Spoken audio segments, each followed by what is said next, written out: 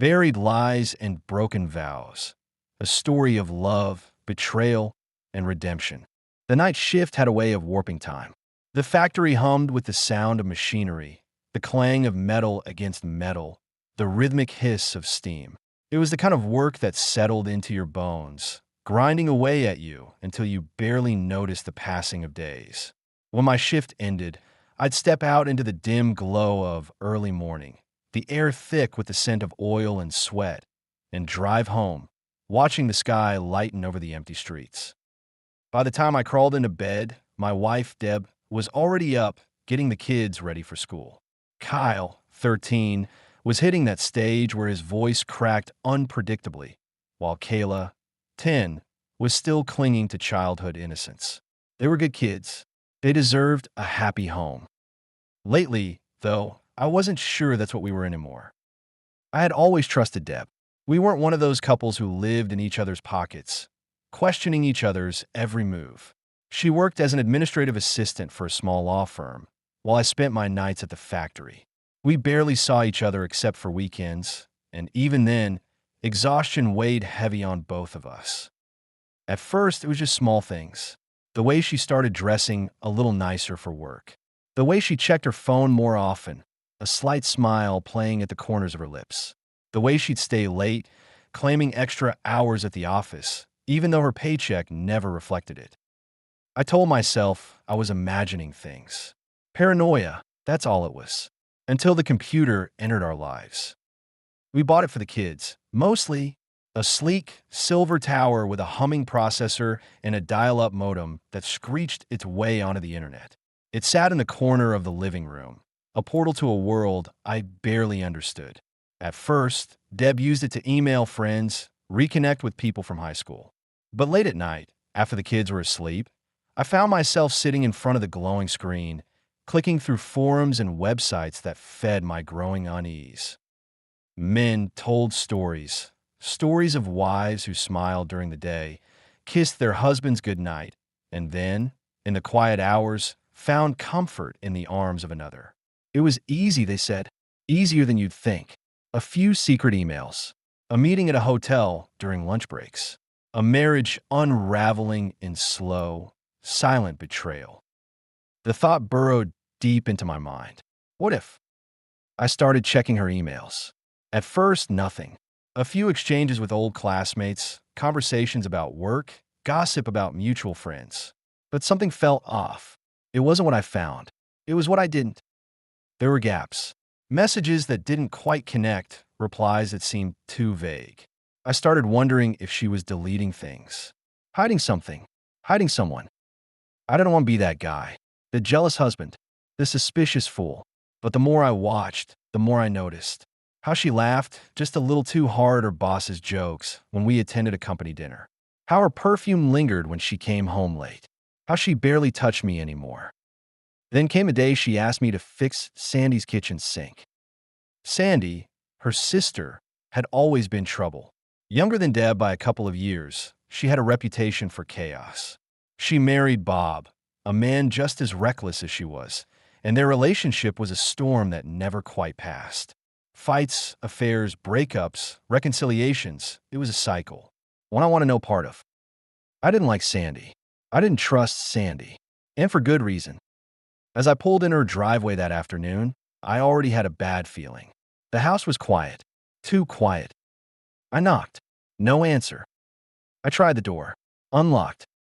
I stepped inside, calling her name, and then I saw her, standing in the kitchen, leaning against the counter, wearing nothing but a bathrobe that barely stayed closed. She smiled.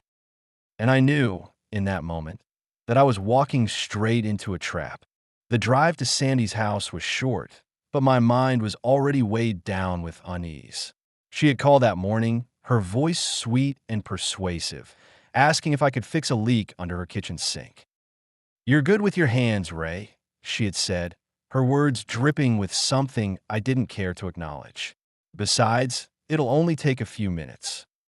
I should have refused. I should have known better. But against my better judgment, I agreed. Her house sat at the end of a cul-de-sac, tucked between two others that looked just like it. But Sandy's place always had a certain air about it. like trouble lurked just beneath its freshly painted walls. I knocked once, and the door swung open almost immediately. There she was. Sandy leaned against the doorframe, her smirk slow and knowing. She was wearing a silk bathrobe, thin, barely tied, slipping off her shoulder just enough to show the smooth curve of her skin. Her dark hair was damp, falling in loose waves around her face, and her lips, painted deep red, curled at the corners as she looked me up and down. "I was starting to think you weren't coming," she purred, stepping aside to let me in. I walked in without a word, my jaw tight. The house smelled like lavender and something else, perfume, heavy in the air. "The sink's in the kitchen," I asked, keeping my voice even. She sighed, as if bored by my lack of enthusiasm, and gestured lazily. "Where else would it be, Ray?" Ignoring her, I strode into the kitchen. The cabinets were spotless, the countertops gleaming, but my eyes went straight to the sink. A small pool of water had gathered beneath it, dripping steadily from the pipes. I knelt down, pulling open the cabinet doors, and examined the source of the leak. A loose fitting, easy fix. I reached for my toolbox. Behind me, I heard the rustle of silk, the faint whisper of bare feet padding against tile. "I still remember that night," Sandy murmured, her voice dangerously close. "You remember it too, don't you?" I tightened a wrench with more force than necessary, my knuckles whitening. "That was a long time ago." She laughed softly. "Doesn't mean it didn't happen." I stayed silent, focusing on the pipes. "I was your first, Ray," she continued, her voice dropping to a sultry whisper. "And you were mine." I set the wrench down with a sharp clank and turned to face her. She was closer than before, her robe slipping further down her shoulder. "I love my wife," I said, my voice like stone. Her smirk didn't falter. "I'm not asking you to love me, Ray. Just once, one night. Like old times." I clenched my jaw. "Not happening." Sandy sighed, rolling her eyes like a disappointed teenager. Then she tilted her head, her expression shifting into something sharper. "You sure?" she asked, her tone lighter, but laced with something darker underneath. "Because if you don't, I might have to tell Deb a different version of tonight." I froze. She leaned in, her breath warm against my skin.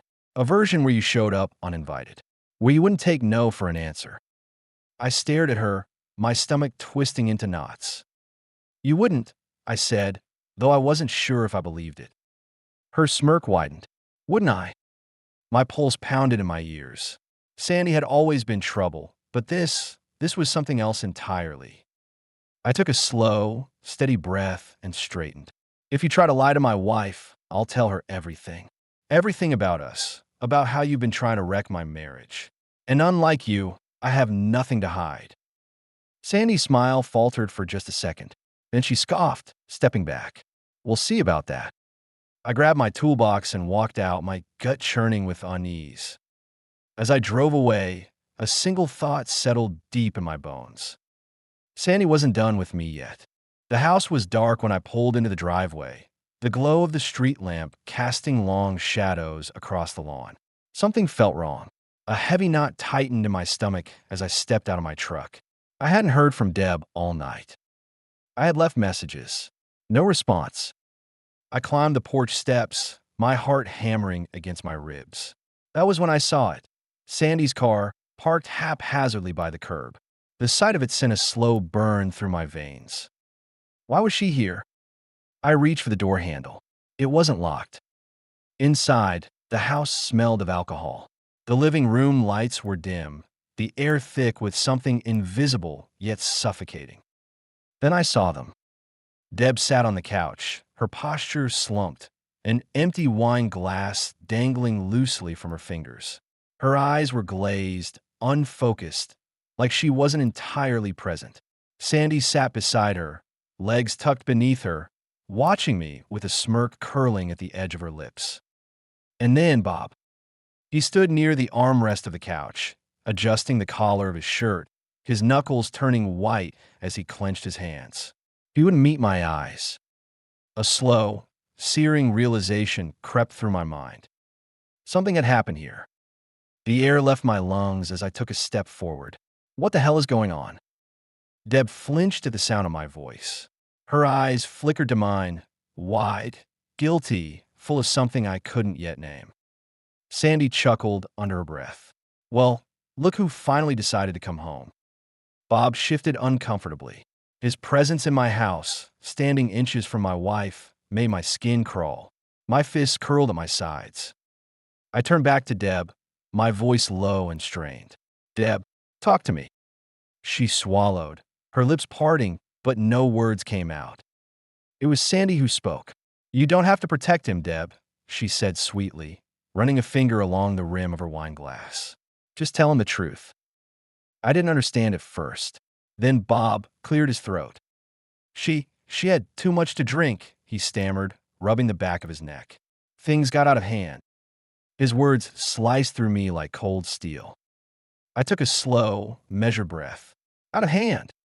Deb closed her eyes. The wine glass slipped from her fingers and hit the carpet with a dull thud. Sandy stretched like a cat, arching her back. You know, she mused, it's funny how things work out. You and I could have had a little fun earlier today, Ray. But you walked away. And now, she glanced at Bob, then at Deb. I guess your wife didn't. A low growl built in my chest. My pulse roared in my ears. Sandy had set this up. You're lying, I said through clenched teeth. But even as I said it, my gut twisted with doubt. Bob let out a nervous chuckle. Look, man, I didn't let him finish. My fist connected with his jaw, the force sending him stumbling backward into the coffee table. The glass of whiskey he had been holding shattered, spilling amber liquid across the wood. Deb screamed. Bob barely had time to recover before I lunged again, driving my shoulder into his chest, slamming him against the wall. He gasped, his hands scrambling against my arms as I pinned him. You think you can walk into my house? I hissed, my breath hot against his face, and touch my wife? Ray, stop. Deb's voice wavered.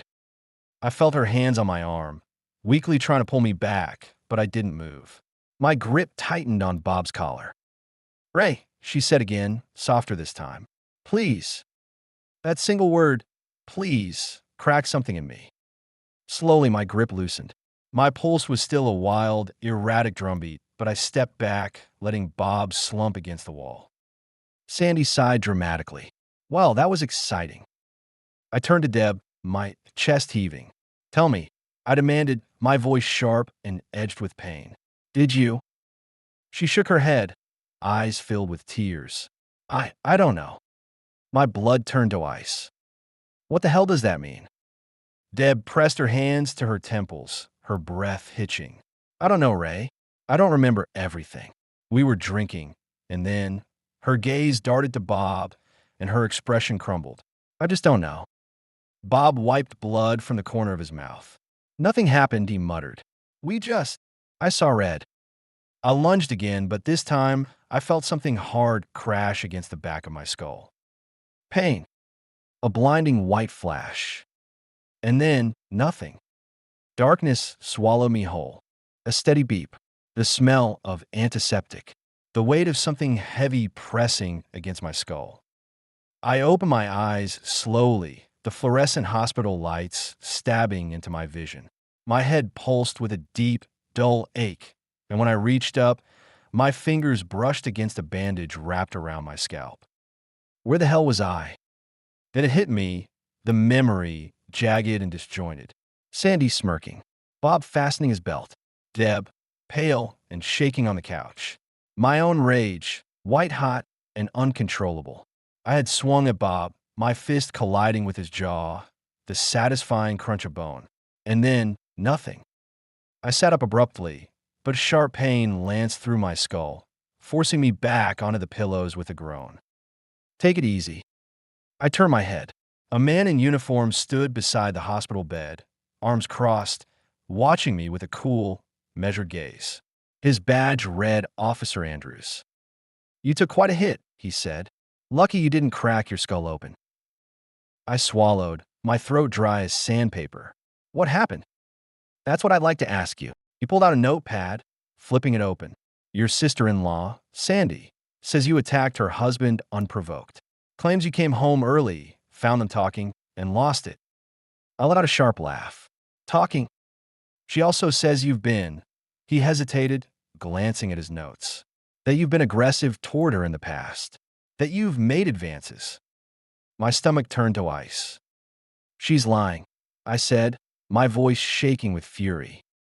The officer studied me, unreadable. You sure about that?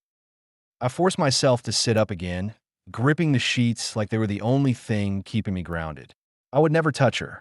She's been trying to ruin my marriage for years. Funny, he said, because your wife hasn't exactly been jumping to your defense.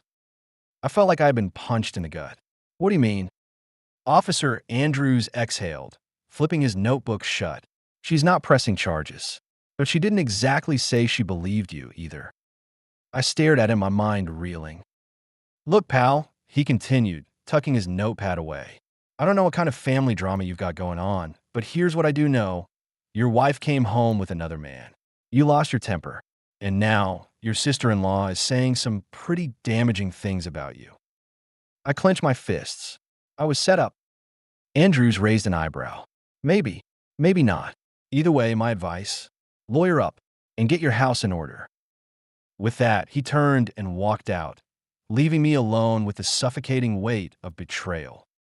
I was discharged a few hours later, but I had no interest in going home. Instead, I found myself at a grimy motel just outside town, the kind of place where no one asked questions and no one cared about the answers. The air smelled of mildew and cigarettes, the flickering neon sign outside casting eerie shadows across the walls. I sat on the edge of the stiff mattress, staring at the phone. Deb hadn't called. A bitter laugh bubbled up in my throat. Maybe that was my answer. Maybe she had already made her choice. Still, something in me refused to believe it. I picked up my phone and dialed. It rang. Once. Twice. Then she picked up. Silence. Deb, I said, my voice rough. Ray. The way she said my name, it wasn't anger, wasn't even sadness. It was something worse. It was hesitation. Do you want me to come get you? She asked. I let out a slow breath, gripping the phone tighter. We need to talk. She was quiet for a long moment. Okay. My heart pounded. Now that we're even. What? I closed my eyes. You slept with Bob, so I guess that makes us even. A sharp inhale. Ray, that's not. But I wasn't listening anymore. I hung up. And for the first time since this nightmare began, I realized something. There was no going back. I hadn't stepped foot in our house since that night. The place that once felt like home was now nothing but a crime scene to me. A place of betrayal, a place where everything I believed in had been shattered. But today I had no choice. Kyle had gotten sick at school, and the nurse had called me instead of Deb. Maybe it was fate, or maybe the universe was giving me one last push to confront the past. Either way, I found myself standing in front of the house I used to call my own. The air was thick with memories as I stepped inside. The familiar scent of Deb's vanilla-scented candles still lingered in the air, mocking me. Kyle was curled up on the couch, looking pale and exhausted. Hey, champ, I said softly, brushing his hair back. You feeling okay? He nodded weakly. Yeah, just tired. Go ahead and rest. I'll be here. He gave me a small smile before shutting his eyes. I sat down, rubbing my temples, trying to push away the storm of emotions raging inside me. Then the phone rang. At first, I considered ignoring it, but something told me to pick up. I lifted the receiver. Yeah. A familiar voice slithered through the line like poison. Sandy. Well, she purred. Didn't think you'd answer. My grip tightened on the phone. What do you want? I just wanted to check in. After all, you ruined my marriage, Ray. I let out a bitter laugh. You did that yourself, Sandy. Oh, please. If you had just played along like a good little boy, none of this would have happened. But you had to go and throw a tantrum. My stomach churned. Played along. Sandy chuckled. Come on. You knew what Bob and I were into. We like to share. Bob wanted Deb. I wanted you. It was supposed to be a fair trade. My heart pounded in my chest, rage and nausea mixing into something dangerous. You set me up, I growled. Set you up? She scoffed. I gave you an opportunity. You could have had me guilt-free. But no, you had to be the good husband. And look where that got you. I clenched my jaw so hard it hurt. You let your husband take advantage of your own sister. Sandy let out a bored sigh. Oh, don't be so dramatic. It's not like she fought him off. I nearly crushed the phone in my hand. You can't prove anything, she added, her voice dripping with smugness. Deb will always believe me over you. Click. I turned slowly, my pulse roaring in my ears. Deb was standing in the doorway, her face pale, her hands trembling. I stared at her, unsure of what to say. Her voice was barely above a whisper. What did she mean? I couldn't bring myself to answer, so I did the only thing I could. I reached over, pressed a button on the answering machine, and let Sandy's words fill the room. Deb listened in silence. Her breath hitched. Her knees buckled. I watched as the truth unraveled inside her, as the reality of what had happened sank in. Tears filled her eyes. Oh my God. I took a step back, suddenly exhausted. Now you know. She looked at me then, truly looked at me for the first time in weeks. Ray, I was wrong. I should have. I shook my head. It's too late, Deb. Her lip quivered. What do we do now? I exhaled slowly and picked up my keys. I'll see you in court. Then I walked out the door. The walls of the county jail were thick with the stench of sweat, regret, and something worse. Something unspoken that lingered in the air like a sickness. I sat on the hard cot, staring at my bruised knuckles, replaying the fight over and over in my head. The crack of bone against bone. The way Bob's face had twisted in shock when I hit him over and over until the bartender and two bouncers had pulled me off. He had it coming. But in the eyes of the law, I was the villain. The trial was quick. Assault charges. A 2-year sentence. No leniency. The judge looked at me like I was just another angry man who couldn't control himself.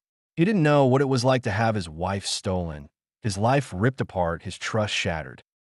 I was let out in cuffs, past Deb. Her face was streaked with tears, but I didn't meet her eyes. She had made her choice. Prison was a different kind of hell. The first thing you learn is that weakness is an invitation. Show hesitation, show kindness, and someone will take it from you. I kept my head down, watching, learning, waiting. My cellmate, Keeler, was a thick-set man in his 50s with cold, dead eyes and a face carved from stone. He had been in for 15 years, murdered his wife and her lover when he caught them together. At first, we didn't talk much. He grunted when I walked in, went about his business. But after a week, I warned him about a guy in the yard, a wiry, tattooed bastard named Lynch, who had been eyeing him like fresh meat. Keeler nodded. You got sharp eyes, he muttered. That was the start of our understanding. One night, after lights out, Keeler spoke. You're in here for a woman, huh? I stayed silent. He chuckled. Thought so. It's always a woman. Either a man kills for one, or a woman's the reason he gets himself killed. I didn't kill anyone, I muttered. But you wanted to. I looked at him then. His gaze was unreadable, but something about it made my skin crawl. That's the difference between me and you, he said. I finished a job. I clenched my fists. And where did that get you? His laugh was bitter. Right here. He paused. But she ain't cheating anymore, is she? I turned away. Sleep never came easy in this place. Weeks turned into months. Deb wrote me letters. I never read them. I was working in the laundry room when I heard my name over the intercom. Ray Parker, visitor. I frowned. I hadn't expected anyone. When I walked into the visitation room, I froze. Deb sat on the other side of the glass, eyes swollen, fingers trembling as she clutched the phone. I hesitated, then picked up my end. I'm not signing the divorce papers, she said. Her voice was quiet, but there was a desperate edge to it. I'll wait for you.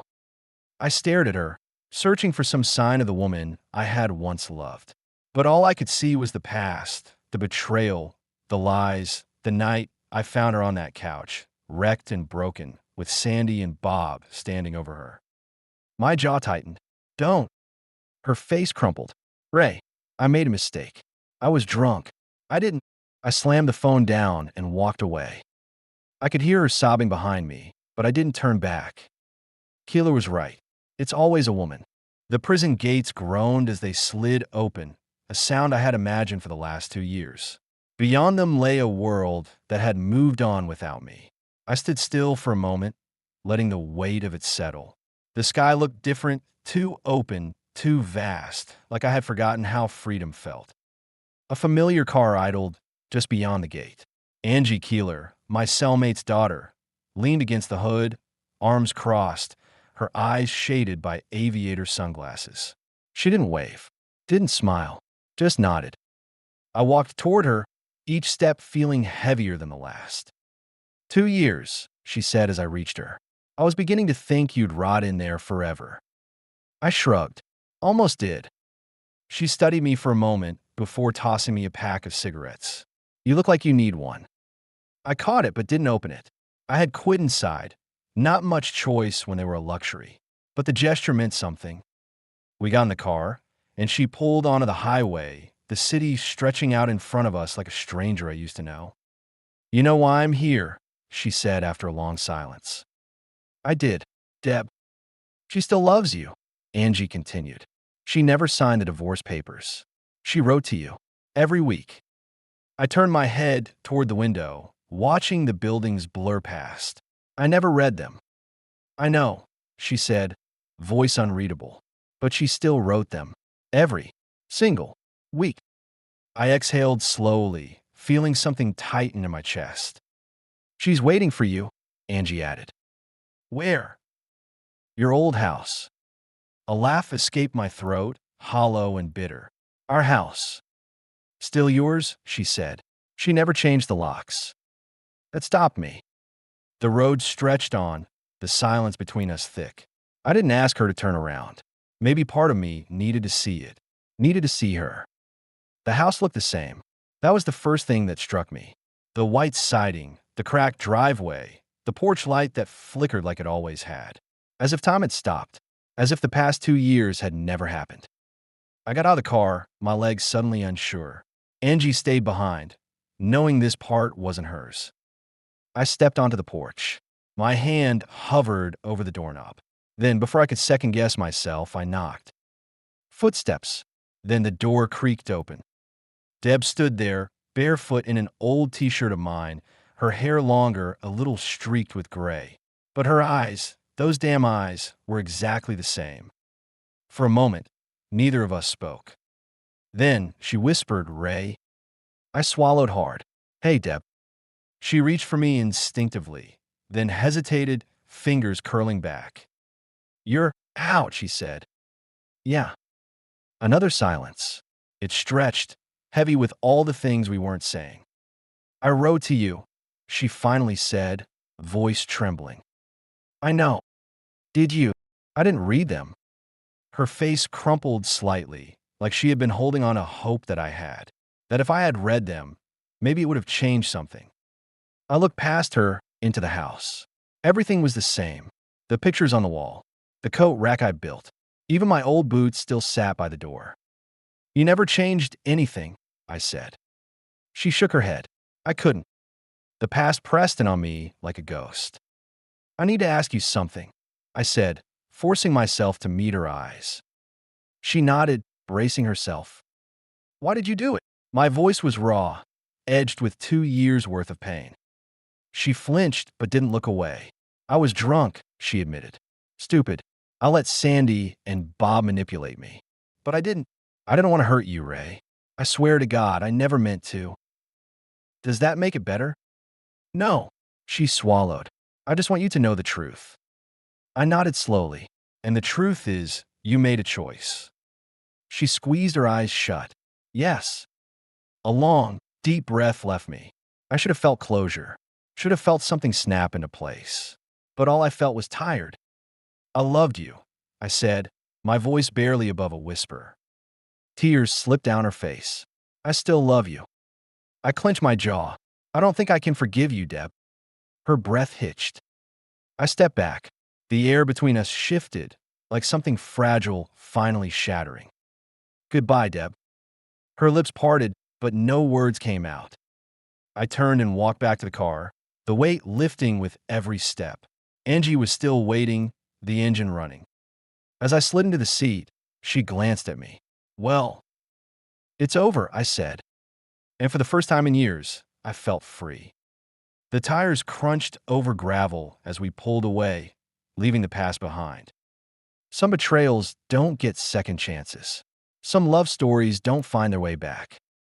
And some doors, once closed, are never meant to open again.